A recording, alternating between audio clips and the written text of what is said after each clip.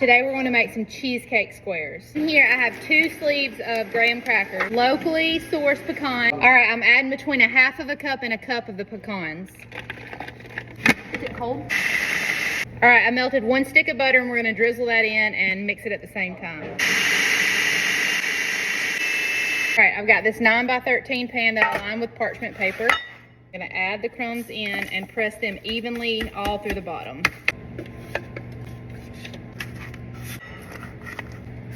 I got all these pressed in. We're going to set this aside. 3 blocks of cream cheese. 1, 2, 3. We're going to add in a cup and a half of granulated sugar.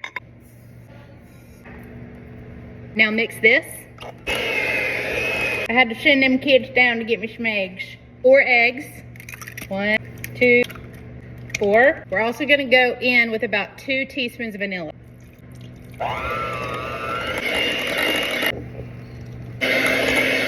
And now we're going to add in a half a cup of sour cream.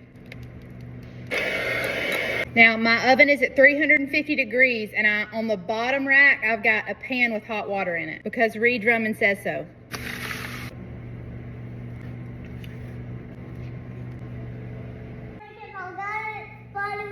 Was it fun? Yeah. I'm going to put this into the oven for 45 minutes at 350 degrees. When the timer goes off, I'm going to turn the heat off, but leave the cake in there for 10 more minutes. Then I'm going to open the oven door and let it sit in there for 10 more minutes. And this is going to keep it from cracking on the top.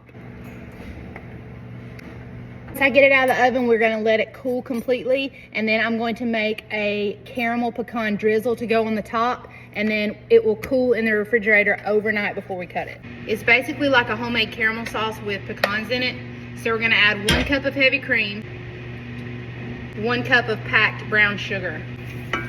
While this comes up to a simmer, I'm gonna chop up a cup of pecans. All right, we're gonna turn off the heat. I'm gonna add in 2 teaspoons of vanilla. Add 1 cup of chopped pecan. Stir this up and then I'm gonna let it sit for 2 minutes before I pour it on top of the cheesecake. All right, I just poured the caramel topping on and I'm letting this cool. I'm gonna stick it in the fridge overnight and then we'll cut it up.